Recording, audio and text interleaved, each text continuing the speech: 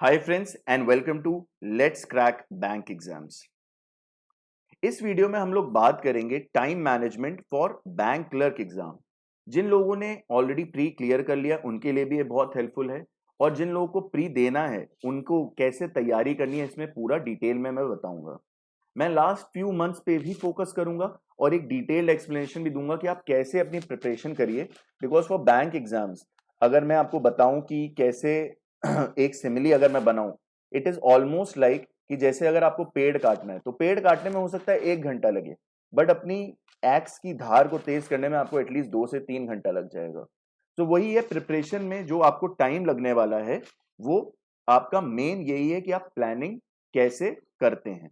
तो मेरा नाम है सागर आनंद, मेरे पास 7 years ऑफ टीचिंग एक्सपीरियंस है और मेरा स्पेशलाइजेशन है इन बैंकिंग क्वांटिटेटिव एप्टीट्यूड। हमारे नए चैनल्स हैं English in 10, reasoning in 10, maths in 10 and current affairs in 10। In channels पे 10 मिनट के छोटे छोटे वीडियोस हैं जिसमें आपको shortcuts, tips and tricks and previous year questions मिलेंगे। तो ये बहुत अच्छे वीडियोस हैं for practice. How to register for Unacademy subscription platform, ये मैं आपको बता देता हूं क्या है। पहले अनअकैडमी लर्निंग ऐप आप डाउनलोड करिए और उसमें अपना गोल सेट करिए, और गोल होगा वो कोर्स जिसको आप पढ़ना चाहते हैं, वो कॉम्पिटेटिव एग्जाम जिसको आप देना चाहते हैं। एक बार आप जब ये दे देंगे, आप ये डाउनलोड कर लेंगे, तो आपको उस कोर्स के लिए टॉप एजुकेटर से पढ़ने का मौका मिलेगा और आपको डेली लाइव क्लासेस मिलेगी उनकी, और वो लाइव क्लासेस में लाइव टेस्ट और लाइव क्विजेस भी कराएंगे, जिससे आपकी जो कॉन्सेप्ट की क्लैरिटी है वो बढ़ेगी। मेरा कोड है सागर सर, मेरा कोड है सागर सर। इसको यूज करके आपको 10% ऑफ मिल जाएगा on any course, on any course. यहां पे मैं बैंकिंग से रिलेटेड पढ़ा रहा हूं, तो अभी मैं बैंकिंग से रिलेटेड बता दूं आपको। तो अगर आप बैंकिंग का 1 साल का सब्सक्रिप्शन लेते हैं 12 मंथ्स का, तो आपको 6,000 का पड़ेगा। बट अगर आप सागर सर कोड यूज करते हैं तो आपको यही जो है 5,400 मिल जाएगा। 5,400 में जब आपको मिल जाता है, कभी कभी स्टूडेंट जो हैं एक अटेम्प्ट में नहीं क्लियर कर पाते, तो उन्हें जब सेकेंड ईयर में फिर से प्रिपरेशन करनी होती है तो उन्हें डबल द प्राइस देना पड़ता है। बट अन अकेडमी में आप पहले ही केवल 1,080 रुपए एक्स्ट्रा दीजिए और 6,480 में आप 24 मंथ्स का सब्सक्रिप्शन ले सकते हैं, और ये आपको पर मंथ पड़ेगा केवल 270 रुपीज। तो टॉप एजुकेटर्स से लर्न करने के लिए this is a very pocket friendly budget, just 6,480 rupees after using the code Sagar sir. इस वीडियोस में हम लोग कॉन्सेप्ट्स, टिप्स एंड ट्रिक्स और प्रैक्टिस के बारे में बात करेंगे। Practice one of the most important ingredient है बैंक एग्जाम के लिए। जैसे जैसे आपका प्रिपरेशन आगे बढ़ेगी, प्रैक्टिस का ड्यूरेशन बढ़ जाएगा। तो हम इस वीडियो में बात करेंगे एक कितने अमाउंट, कितने आवर्स डेली आपको प्रैक्टिस करना चाहिए। हम लोग टाइमलाइन फॉर प्रिपरेशन की बात करेंगे कि कैसे आप अपनी प्रिपरेशन को एक स्ट्रैटेजी में डालिए। कौन से चैप्टर्स पहले पढ़िए, कौन से बाद में पढ़िए। पहले आप क्या कॉन्सेप्ट को ज्यादा टाइम देंगे या पहले टिप्स एंड ट्रिक्स को ज्यादा देंगे। जब आप अपनी तैयारी शुरू करते तो क्या आप सीधे क्वेश्चंस में छलांग मार दीजिए या फिर पहले कॉन्सेप्ट समझिए। तो हम टाइमलाइन फॉर प्रिपरेशन में ये बात करेंगे।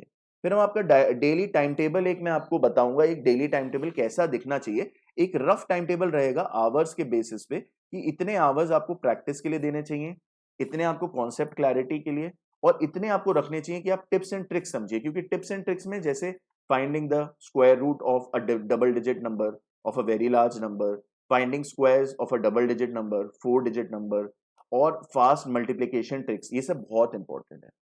वैसे तो टेस्ट सीरीज हर एग्जाम में इंपॉर्टेंट होती है, बट बैंकिंग एग्जाम में टेस्ट सीरीज बहुत ज्यादा इंपॉर्टेंट है, क्योंकि आपको टारगेट है कि आप 20 सेकेंड्स, 30 सेकेंड्स, 10 सेकेंड्स, 15 सेकेंड्स, इतने सेकेंड्स से अपने क्वेश्चंस को सॉल्व करिए। तो ये बहुत इंपॉर्टेंट है कि आप टेस्ट सीरीज दीजिए और उसमें देखिए where you are standing.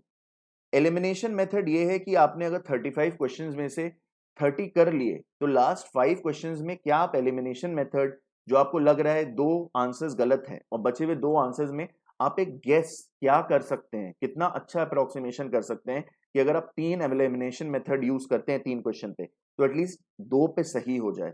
Because negative marking केवल 1/4 होती है, और पॉजिटिव मार्किंग अगर एक भी सही कर लेंगे तो that will be equal to 4 questions. हम लोग लास्ट में बात करेंगे एक्यूरेसी के ऊपर, नंबर ऑफ क्वेश्चंस अटेम्प्टेड के ऊपर कितने होने चाहिए, और हम नॉर्मलाइजेशन मेथड के ऊपर बात करेंगे कि वो कैसे आपको इफेक्ट करता है। तो आइए पहले शुरू करते हैं कॉन्सेप्ट्स, टिप्स एंड ट्रिक्स और प्रैक्टिस के बारे में। तो टोटल चैप्टर्स अगर हम बैंकिंग के बारे में बात करें तो एक रफली डिफरेंट एग्जाम्स को लेते हुए हम बोल सकते हैं 15 टू 20 चैप्टर्स हैं। अगर हम 20 चैप्टर्स लेते हैं तो हर चैप्टर में आपको 2 घंटे तो देने पड़ेंगे so that you can clear your concepts. अब कॉन्सेप्ट्स हैं क्या, कि आपको समझना है कि एक्चुअली क्वेश्चन में क्या पूछ रहा है। कई क्वेश्चंस ऐसे होते हैं, फॉर एग्जांपल परसेंटेज, वो आप जब पढ़ते हैं तो आपको लगता है अरे बड़ा भारी क्वेश्चन है वही, लेकिन मैं अगर आपको हिंदी में नॉर्मली पूछो आप बता देंगे। तो ये कॉन्सेप्ट की बात है कि आपका कॉन्सेप्ट ऑलरेडी है बट आप उसको अप्लाई नहीं कर पा रहे। तो कॉन्सेप्ट क्लैरिटी इसी को कहते हैं कि आप कैसे कॉन्सेप्ट को अपने क्लियर करें। तो यहाँ पे आपको 2 घंटे अगर लगते हैं तो वो हो जाएगा 40 आवर्स ऑफ कॉन्सेप्ट क्लियरिंग जो आपको करनी है। और ये तकरीबन 10 दिन में आप कर सकते हैं अगर आप 4 घंटा पढ़ रहे हैं डेली, और उसी हिसाब से आप अपने हिसाब से बांट सकते हैं कितने दिन आपको लगेंगे। Tips and tricks banking exam में बहुत इंपॉर्टेंट है। जैसे कि टिप्स एंड ट्रिक्स अगर मैं जैसे अभी आपको बताया, स्क्वायर निकालना या फिर स्क्वायर रूट निकालना या फिर multiplication of very large numbers, ये सब बहुत ही इंपॉर्टेंट टिप्स एंड ट्रिक्स हैं। तो आप अपने आप डिफरेंट एजुकेटर्स के shortcuts, tips and tricks, fast calculations अपने लिए आप एक कॉपी अलग से बनाइए और ये टिप्स एंड ट्रिक्स उसमें नोट करिए, क्योंकि this is what will give you the edge. ये आपको एज देगा। कॉन्सेप्ट क्लैरिटी एक एज है, दूसरा है उसके बाद टिप्स एंड ट्रिक्स, और फिर प्रैक्टिस। प्रैक्टिस शुरू में आप कम करेंगे और धीरे धीरे जब जैसे जैसे आपके कॉन्सेप्ट अच्छे होते जाएंगे, आपकी टिप्स एंड ट्रिक्स की कॉपी बढ़ती जाएगी, आप ज्यादा प्रैक्टिस करेंगे तो लगभग 400 घंटे के करीब आपको प्रैक्टिस करना है। That is 2 to 2.5 months of practice at least आपको करना है। आते हैं कॉन्सेप्ट्स के ऊपर। कॉन्सेप्ट्स में देखिए रूल्स हैं, जो एक रूल्स आपको याद करने हैं कि किस तरह के चीजें हैं या फिर फॉर्मूलाज हैं, ये कॉन्सेप्ट्स में आएगा।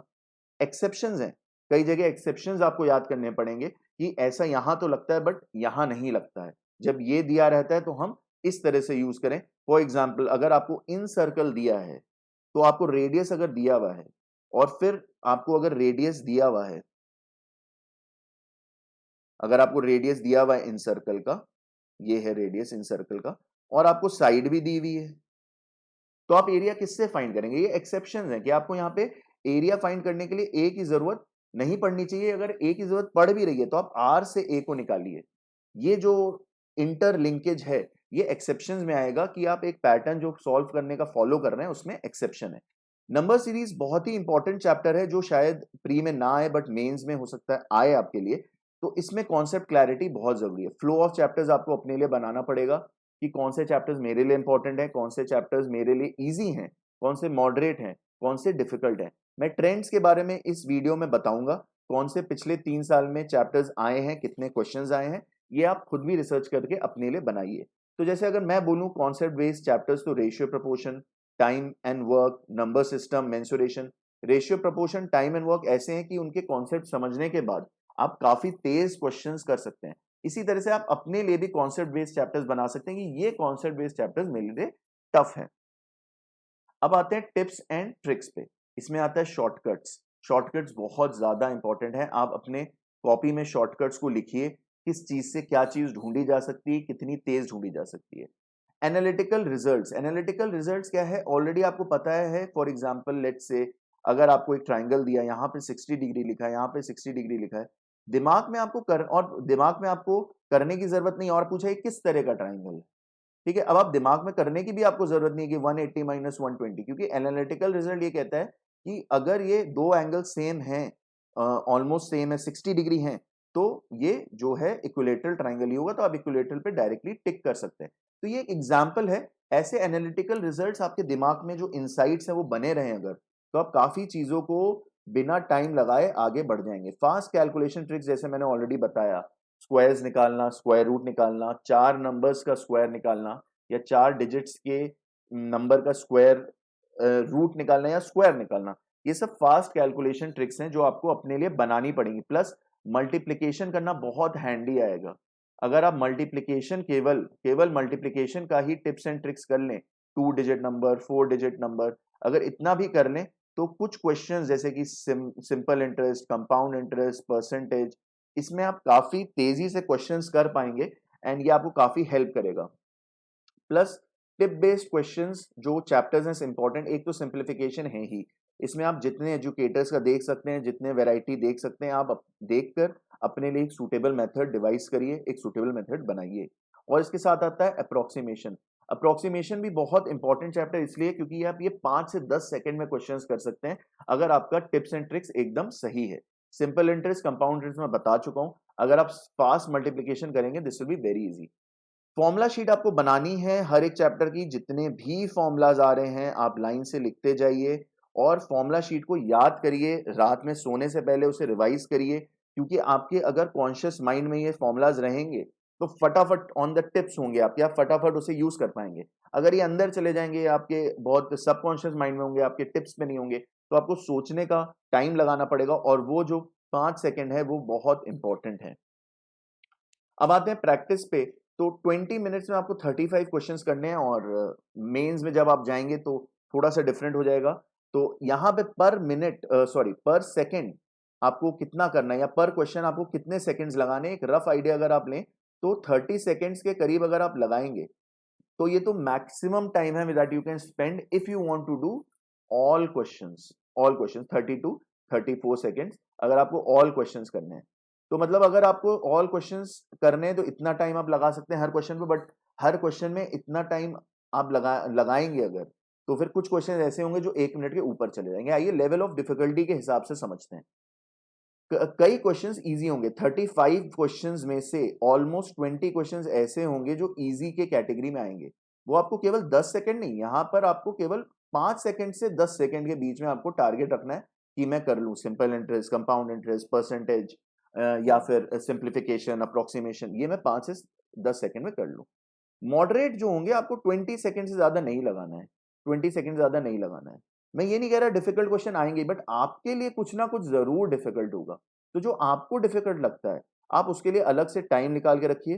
कई बार क्या होता है कि जो क्वेश्चन आपको डिफिकल्ट लगता है लेकिन आपको पता है अगर मैं इसमें टाइम दे दूंगा तो मेरी जो एक्यूरेसी इस तरह के क्वेश्चन में 100% है, तो उसके लिए आप अलग से टाइम रखिए। तो इस तरह से आप मैनेज करिए अपने टाइम को, बहुत इंपॉर्टेंट है टाइम मैनेज करना। इसलिए सबसे पहले आप टाइम करिए अपने को, स्टार्ट से एक स्टॉप वॉच रखिए और चाहे पहले शुरू में 1 मिनट लग रहा हो, चाहे 2 मिनट लग रहा हो और चाहे 5 मिनट लग रहा हो, कोई दिक्कत नहीं है। पहले आप अपने आप को टाइम करिए कि मैं इस वक्त कहाँ स्टैंड कर रहा हूं और पहला टारगेट होगा आपका कि आप क्वेश्चन को सॉल्व करिए चाहे कितना भी टाइम लगे। फिर जैसे जैसे टिप्स एंड ट्रिक्स बढ़ती जाएंगी इस टाइम को खींच के आपको धीरे धीरे 40 सेकेंड्स तक लाना है, फिर 30 सेकेंड्स तक लाना है। कुछ क्वेश्चंस के लिए भी आने लग गया अगर, तो वो आपकी एक सक्सेस होगी। हम लोग प्रैक्टिस में आते हैं। तो प्रैक्टिस में सबसे पहला है जैसे use your stopwatch to reduce time. अब ये टाइम रिड्यूस कैसे हो सकता है, एक तो मास्टरी ऑफ कॉन्सेप्ट्स, जो चैप्टर्स आपको डिफिकल्ट लग रहे हैं उसमें आप कॉन्सेप्ट्स एक बार रिवाइज करिए, टॉप एजुकेटर्स की वीडियो देखिए कॉन्सेप्ट रिलेटेड, और जब आपका कॉन्सेप्ट क्लियर होने लगेगा तो आपकी सोच जो है वो थोड़ी तेज होने लगेगी क्योंकि कंफ्यूजन नहीं होगा, तो उतना टाइम आप वेस्ट नहीं करेंगे। टिप्स एंड ट्रिक्स दूसरा है सबसे इंपॉर्टेंट, टिप्स एंड ट्रिक्स कई जगह टिप्स एंड ट्रिक्स होगा। फॉर एग्जांपल अप्रोक्सीमेशन जैसे चैप्टर में कई टिप्स एंड ट्रिक्स लगती हैं, कई एजुकेटर्स अपने हिसाब से बताते हैं, आप उसका एक कलेक्टिव जो है कॉपी में लिखिए और उसे यूज करिए। कैलकुलेशन ट्रिक्स मैं ऑलरेडी बता चुका हूं, जैसे कि चैप्टर्स जो हैं एसआई, सीआई, परसेंटेज, यहां तक कि रेशियो प्रपोर्शन में भी कभी कभी हो सकता है आपको यूज करना पड़े, ये आपको बहुत हेल्प करेगा। तो ये इसी ऑर्डर में इंपॉर्टेंस है, अगर आप इसी ऑर्डर में चलते हैं तो जो है आपकी टाइम कम होता जाएगा for every question. Elimination method से भी आपके प्रैक्टिस टाइम में भी आप कोशिश करिए कि आप कम से कम 10 क्वेश्चन एलिमिनेशन मेथड से करिए। एलिमिनेशन मेथड क्या होता है कि 4 या अगर 5 ऑप्शंस दिए हुए हैं तो आप उसमें से एटलीस्ट 5 दिए हैं तो आप कम से कम 3 चॉइसेस ऐसी ढूंढिए जो गलत है, जो आपको लग रहा है ये तो गलत है, और उसकी हिंट हो सकती है कुछ कैलकुलेशन आपको दिख रहा हो, कोई बड़ी वैल्यू दिख रही हो या आपको लग रहा हो दिस इज नॉट पॉसिबल। और 4 अगर ऑप्शन है तो 2 ऑप्शन ऐसे जो आपको लग रहा है गलत है। जब 2 बचते हैं तो आपकी 50% प्रोबेबिलिटी सही होने की होती है और फिर आप एक एक रिस्क लीजिए, एक गेस मारिए कौन सा सही होगा। और ये एलिमिनेशन मेथड को भी आप रेगुलर प्रैक्टिस करिए तो आपको एक आइडिया लगेगा कि जब मैं 10 क्वेश्चन करता हूं एलिमिनेशन मेथड से तो कितने सही होते हैं। सबसे अच्छी बात एलिमिनेशन मेथड की ये है कि अगर एक क्वेश्चन भी आपका सही हो जाता है तो आपके पास 4 ऐसे क्वेश्चन होंगे जो अगर गलत भी कर दिया आपने तो भी ये नलीफाई हो जाएगा। तो एलिमिनेशन मेथड प्रैक्टिस करना बहुत जरूरी है। अब आते हैं, ये टेबल बनाना आपके लिए बहुत जरूरी है। इस टेबल में क्या है, आप पहले डिफिकल्ट, मॉडरेट और इजी अपने हिसाब से पहले पहले हम मान के चलते हैं कि आपको कोई भी कॉन्सेप्ट नहीं आता है, सारे कॉन्सेप्ट यहाँ लिखिए। जैसे अलजेब्रा डिफिकल्ट में, मॉडरेट में आपने लिख लिया एसआई, और इसमें लिख लिया सीआई, केवल एक नहीं कई आएंगे, परसेंटेज लिख लिया। एसआई में आपने जो यहाँ पे है आपने टाइम एंड डिस्टेंस लिख लिया। पहले आप इसके कॉन्सेप्ट पढ़िए। जब ये आपने मान लीजिए अलजेब्रा कॉन्सेप्ट पढ़ लिया, इसे यहाँ शिफ्ट कर दीजिए कि अब अलजेब्रा का मैं टिप्स एंड ट्रिक्स पढ़ूंगा। तो आप जो मैं टाइम टेबल है उस हिसाब से यहाँ पे फिर टाइम डालिए। वैसे ही मेंसुरेशन जैसे यहाँ आ गया, जब आपने टिप्स एंड ट्रिक्स पढ़ लिया तो आपने इसे यहाँ रख दिया कि अब मैं केवल जो है अलजेब्रा का प्रैक्टिस करूंगा। तो यहाँ पे जो टाइम होगा, करंट सॉल्विंग टाइम, वो अलजेब्रा का जब आप स्टार्ट करेंगे तो हो सकता है आपका 1 मिनट हो, जब आप प्रैक्टिस में आ गए होंगे तो हो सकता है आपका 30 सेकेंड आ रहा हो। तो ये जो आपको डेवलपमेंट दिखेगा, ये आपका मोटिवेशन और आपको बूस्टर का काम करेगा। ये बहुत जरूरी है, ऐसे दिमाग में केवल करते रहेंगे पता नहीं चलेगा। तो एक टेबल ऐसी बना के रखिए। फिर हम आते हैं easy and frequently asked topics के ऊपर। ये 2009 एंड 2018 के ऊपर है। सिंप्लीफिकेशन एंड अप्रॉक्स में ये नंबर ऑफ क्वेश्चंस है, और ये भी नंबर ऑफ क्वेश्चंस है। ये 2019 का है और ये 2018 का है। अब आप देखिए 2019 में इजी क्वेश्चंस कितने आए हैं, ऑलमोस्ट 20 क्वेश्चंस आए हैं। यहाँ पे भी ऑलमोस्ट 20 क्वेश्चंस आए। तो 35 में से 20 क्वेश्चंस ऐसे आएंगे जो इजी होंगे। सिंप्लीफिकेशन एक टॉपिक हो गया जिसको आपको पढ़ना ही पढ़ना है, इजी है, कम सेकंड में होता है। अगर आप ये सही से करें तो 5 से लेके 15 सेकंड के बीच में बच्चों की रेंज इसमें आ जाती है। क्वाड्रेटिक इक्वेशन, अगर आप इसमें कैलकुलेशन फास्ट कर लेते हैं तो केवल फॉर्मूला बेस्ड है, आप आराम से 10 to 20 सेकंड में से कर सकते हैं।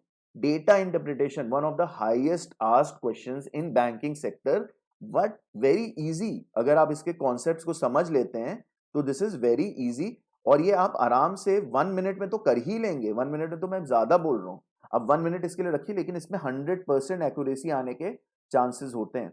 एरिथमेटिक वर्ड प्रॉब्लम, ये जो है इसमें पढ़ने में आपको टाइम लगेगा, सॉल्व करने में इसमें बहुत ज्यादा टाइम नहीं लगेगा। यहां तक कि ऐसे क्वेश्चन होंगे जो आप दिमाग में ही सॉल्व कर लेंगे 20 सेकंड के अंदर अंदर। तो जितना टाइम आप यहां पे बचाएंगे, तो बचे हुए जो 15 क्वेश्चन हैं जो मॉडरेट से हार्ड के बेसिस में आ रहे हैं, उसमें आप उतना ही एक्स्ट्रा टाइम दे पाएंगे। अब आते हैं टाइमलाइन फॉर प्रिपरेशन, कैसी टाइमलाइन होनी चाहिए। देखिए यहां पे मैंने टाइम दिया हुआ है, ठीक है, पर डे या फिर पर चैप्टर कितना टाइम दूंगा। जो ब्लू कलर का है वो कॉन्सेप्ट का टाइम है, जो टिप्स एंड ट्रिक्स का है वो रेड कलर का है। तो आप पहले इजी चैप्टर अपना लगाइए कि चैप्टर 1 मेरा सबसे इजी है, मैं इसे दूंगा। चैप्टर 2 उससे थोड़ा डिफिकल्ट है, फिर ये उससे डिफिकल्ट है, ये उससे डिफिकल्ट है, फिर यहाँ पे आते आते जो है ये वाला मेरा सबसे डिफिकल्ट है। ऐसा आपका 15 चैप्टर्स के लिए बनाना है आपको, कि मैं इस हिसाब से चलूंगा। और इसमें मैं मेरे को कॉन्सेप्ट में ज्यादा ध्यान देना है, टिप्स एंड ट्रिक्स इसमें ज्यादा है ही नहीं फॉर एग्जांपल। या फिर इसमें फॉर एग्जांपल सिंप्लीफिकेशन है, कॉन्सेप्ट बहुत कम है बट टिप्स एंड ट्रिक्स ज्यादा है, तो मैं ऐसा टाइम दूंगा। तो अगर आप ये प्लानिंग करते हो तो आपका एक दिमाग में डेली का ये नहीं सोचना कि आज मैं क्या पढ़ूंगा। आप एक स्ट्रक्चर के साथ डेली टॉप एजुकेटर्स के साथ भी अपना पढ़ सकते हैं। और ये जो लाइन जा रही है ये ऐसी होनी चाहिए कि डिफिकल्टी लेवल चैप्टर्स का आपके लिए बढ़ता रहे। फिर आते हैं डेली टाइम टेबल पे। डेली टाइम टेबल पे जो है डे 1 में देखिए, ये जो है ये है कॉन्सेप्ट्स और ये है प्रैक्टिस। डेली फर्स्ट में तो आपको कॉन्सेप्ट ज्यादा पढ़ने हैं, फिर आप मिडिल में आएंगे तो आपको जो है प्रैक्टिस करनी है, और आपको थोड़ा सा टाइम फिर टिप्स एंड ट्रिक्स के लिए देना है। जैसे जैसे आपकी प्रिपरेशन बढ़ती रहेगी, जैसे 20वें दिन पे आ गई तो 20वें दिन पे फिर प्रैक्टिस बढ़ जाएगी, टिप्स एंड ट्रिक्स बढ़ जाएगा, कॉन्सेप्ट कम हो जाएगा, अब आप कम टाइम देंगे। फिर 30th डे पे आ गई, प्रैक्टिस जो है और ज्यादा बढ़ जाएगी, टिप्स एंड ट्रिक्स हो जाएगी, कॉन्सेप्ट एकदम कम हो जाएगा क्योंकि चैप्टर्स ऑलमोस्ट कंप्लीट होने वाले होंगे। फिर 40th डे पे आपकी जब टिप्स एंड ट्रिक्स भी हो गई होगी तो केवल प्रैक्टिस करना है और अपने आप को टाइम करना है कि मैं कितना लगा रहा हूं टाइम, और यहां पे कितना टाइम कॉन्सेप्ट पे देना है या कितना टिप्स एंड ट्रिक्स से देना है, वो आप इस वाली टेबल से देख सकते हैं ये बनाने के लिए। तो आपका डेली टाइम टेबल बन जाएगा तो आपके लिए बहुत आसान हो जाएगा। अब इंपॉर्टेंस ऑफ टेस्ट सीरीज पे आते हैं। इंपॉर्टेंस ऑफ टेस्ट सीरीज, इसमें जब आप देंगे तो आपको एक पता चलेगा मैंने कितने नंबर ऑफ क्वेश्चंस अटेम्प्ट किए, मैंने एक टाइम पे कितना, क्योंकि सेक्शनल वाइज कट ऑफ नहीं होता है, बट सेक्शनल वाइज एटलीस्ट एक मिनिमम कट ऑफ होता है, but as such cut off नहीं होता है सेक्शनल का, बट सेक्शनल टाइम होता है। तो आपको अगर 20 मिनट ही मिल रहे हैं तो आपको तकरीबन 32 सेकंड्स ही मिल रहे हैं, 32 to 34 सेकंड्स ही मिल रहे हैं। पर क्वेश्चन। तो आपको देखना है मैंने कितना टाइम स्पेंड किया, 5 सेकंड स्पेंड किया, 10 सेकंड स्पेंड किया, कितना टाइम मैंने स्पेंड किया, मेरे को कितने मार्क्स आए, and this will give you a rough idea where do you stand, और आपको इंप्रूव क्या करना है, तो आपका टारगेट आप इससे सेट कर सकते हो। तो तकरीबन क्वांटिटेटिव एप्टीट्यूड में एक आपको 28 मार्क्स तो मिनिमम लाने ही हैं अगर आपको सेलेक्ट होना है। ये मैं कम बोल रहा हूं, आपको इसके ऊपर ही टारगेट करना है। टारगेट तो आपको 100% एफिशिएंसी का या एटलीस्ट 33 क्वेश्चंस का तो टारगेट करना ही है। अब आते हैं एलिमिनेशन मेथड पे। एलिमिनेशन मेथड में देखिए टोटल क्वेश्चन 35 होंगे। मैंने बताया 15 तो इजी ही होंगे, यहां तक ये 20 ही मान लीजिए आप इजी हैं। मॉडरेट आप मान लीजिए 10 हैं, ठीक है, 5 डिफिकल्ट हैं, तो आप अटेम्प्ट 30 कर लेंगे, ये तो 30 कर ही लेंगे। अब 5 क्वेश्चन जो बचे हैं उसमें से आपको सोचना है कि कौन से 2 ऑप्शन तो गलत ही हैं, और फिर 50-50% चांसेस है ये जो 2 मुझे लग रहे हैं सही हैं, और उसमें से आपको एक गेस लेना है। हो सकता है ये क्वेश्चन ऐसे हो कि इसमें कैलकुलेशन बहुत बड़ा हो, आप नहीं कर पा रहे हो सकता है इसमें इसमें नंबर सीरीज का कुछ हो, आप पैटर्न नहीं समझ पा रहे हो, तो आपको एक रफ गेस लेना पड़ेगा, और ये आप जब प्रैक्टिस करेंगे तो आपको एक अंदाजा लग जाएगा। रूल ये रखिए कि अगर आप 2 ऑप्शन एलिमिनेट कर सकते हैं तभी अटेम्प्ट करिए उसे एलिमिनेशन मेथड से। अब आते हैं एक्यूरेसी, नंबर ऑफ क्वेश्चंस और नॉर्मलाइजेशन पे। देखिए नॉर्मलाइजेशन होता क्या है, it eliminates the level of difficulty in different shifts, ठीक है, ये याद रखिएगा। So that number of questions and accuracy doesn't matter between shifts for the same capability student। तो जो एक्यूरेसी है वो 2 शिफ्ट में मैटर नहीं करेगी, बट अगर एक ही शिफ्ट में, अगर मान लीजिए 1 लाख बच्चे थे एक शिफ्ट में, या मान लीजिए 50,000 ही थे, 50,000 बच्चे थे, तो एक्यूरेसी इन 50,000 में तो मैटर करेगी। तो आपको अपनी एक्यूरेसी पे ध्यान देना है। एक्यूरेसी का टारगेट क्या रखना है, आपको रखना है एटलीस्ट 85 टू 90% क्वेश्चन जो मैं अटेम्प्ट कर रहा हूं सही हूं। अब एक्यूरेसी का टारगेट आपने रख तो ये लिया, लेकिन आपकी एक्यूरेसी क्या आ रही है ये आप टेस्ट सीरीज में देख सकते हैं। दूसरा अच्छा इंडिकेटर है जिससे आपको पता चल सकता है कि आपकी कितना एक्यूरेसी है, वो आपके 10th के मैथ्स के मार्क्स हैं। अगर आपके मैथ्स में 65 आए हैं, 75 आए हैं, 80 आए हैं, तो आप इसी को अपनी एक्यूरेसी एज ऑफ नाउ मान सकते हैं, क्योंकि यहाँ पे एक जनरल चीज हम माने तो बच्चे जो करते हैं वो ज्यादातर जो है सारे क्वेश्चंस, ऑलमोस्ट जितने क्वेश्चंस होते हैं 100 मार्क्स पे, वो सारे अटेम्प्ट करते हैं और उसमें से उन्हें इतने मिलते हैं, तो एक्यूरेसी इतने परसेंट मान सकते हैं। एक रफ आइडिया है, एक रफ अप्रोक्सीमेशन है 10th के मार्क्स की। मेरी एक्यूरेसी एज ऑफ नाउ अभी इतनी है, आगे देखते हैं। नंबर ऑफ क्वेश्चंस जो अटेम्प्ट करने हैं आपको, टारगेट तो वैसे 35 है, but 32 question would be a good thing. अगर आप इस टाइम टारगेट को फॉलो करते हैं तो ये काफी अच्छा टाइम टारगेट है कि आप ईच क्वेश्चन जो इजी मॉडरेट है उसे 20 सेकंड में कर लीजिए, और 5 क्वेश्चन ही ऐसे रखिए जिसमें आप थोड़ा टाइम दे सकते हैं, कैलकुलेशन फंस रहा हो या कॉन्सेप्ट फंस रहा हो तो आप दीजिए। इस तरह से काफी एक आराम से आपका जो है निकल जाएगा bank PO. So this was all from my side for preparation and time strategy for the last few months, even from the starting for bank exams who are giving mains or pre। जरूर follow करिए bank quest को और हमारे बाकी channels, English in 10, reasoning in 10, maths in 10 and current affairs in 10। Subscribe करिए let's crack bank exam. ये मेरा code है सागर सर, 10% ऑफ मिलेगा आपको किसी भी कोर्स पे अगर आप यूज करते हैं code Sagar sir. So thank you very much, this is all from Unacademy for now.